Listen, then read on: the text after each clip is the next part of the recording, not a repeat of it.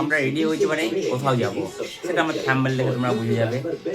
দেখো আমার wife TikTok করতে ব্যস্ত, সেখানে আমার মেয়ে দাঁড়িয়ে আছে, ও টিভি দেখছে আর নাচ করছে, শিবের গান দিয়েছে, নাচ করছে। আমার থাম্বনেল থেকে বুঝে যাবে যে আমরা কোথায় যেতে চাইছি বা চলতে যাই। আমরা এসছি একটা বিয়ে বাড়ি, আমাদেরই পাড়ার একটা মেয়ে বোনের বিয়ে, বোন হচ্ছে, সেই বিয়েতে আমরা অ্যাটেন্ড করলাম। ঢুকেই বোন আর বোনের জামাই। বিয়ে বাড়ি এসে পকোড়া আর ফুচকা না খেলে হয়। পকোড়ার স্টল থেকে পকোড়াও নিয়ে নিলাম, খেয়ে নিলাম। এরপর ফুচকার দিকে চলে গেলাম, ফুচকাতে হাত বাড়িয়ে আসি ফুচকা খাওয়ার জন্য। শুকনো ফুচকা চাইছি, আমাকে জল দিয়ে ফুচকা দিচ্ছে, যেহেতু আমি এটা খাবো না, আমার মেয়েকে দেবো, ওই জন্য এরপর দুটো ফুচকা নিয়ে মেয়েকে দিয়ে দিলাম। ও খুব খুশি ফুচকা নিয়ে। বোনের বান্ধবী এসছে, কথা বলছে, ওর সঙ্গে গিফটও দিল। আর বোন দাঁড়িয়ে আছে ওখানে, যেহেতু ক্যামেরাম্যানগুলো আছে, কিছু শ্যুট নেবে ওর জন্য। কিন্তু লোক এসে যাচ্ছে একের পর এক, কী করবে, শুধু বলতে তো কিছু বলতে পারে না। এই হচ্ছে ব্যাপার। দাঁড়িয়ে থাকার পরে ক্যামেরাম্যান রেডি এবং বোনও রেডি, চারিদিকে ধোঁয়ায় ধোঁয়া, ক্যামেরাম্যান শ্যুট চলছে। এতটাই ধোঁয়া হয়ে গেছে এখানে দেখাই যাচ্ছে না কোনেকে, দেখতেই পাচ্ছ তোমরা কী অবস্থা এই জায়গাটুকু। যাই হোক, যেভাবেই হোক ভালো করে শ্যুট নিয়েছে। আমি এখন দাঁড়িয়েছিলাম, কিছু দেখতেই পাচ্ছিলাম না, অথচ ক্যামেরাটা যতটুকু পেরেছি করেছি।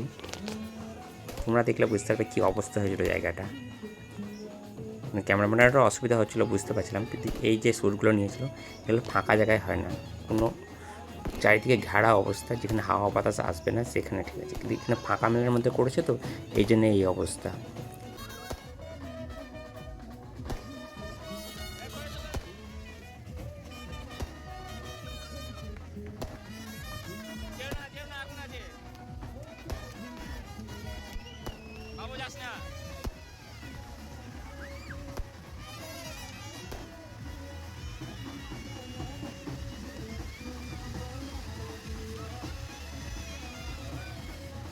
এটা দেখার পর চলে গেলাম খাবার জায়গাতে অনেক সবাই বসে গেছে, আমরা সিট পাইনি, এর পরের পরে বসেছি।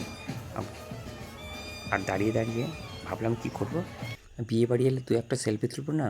যাই হোক 2-1 সেলফি নিয়ে নিলাম। খাবারের জন্য চলে গেলো প্লেটের উপরে দিল কলা পাতার উপরে দিচ্ছে স্যালাড কুচি। খাবার টেবিলে বসে একটা সেলফি নিয়ে নিলাম, মা, বউ, মেয়ে, বাসিন্দা।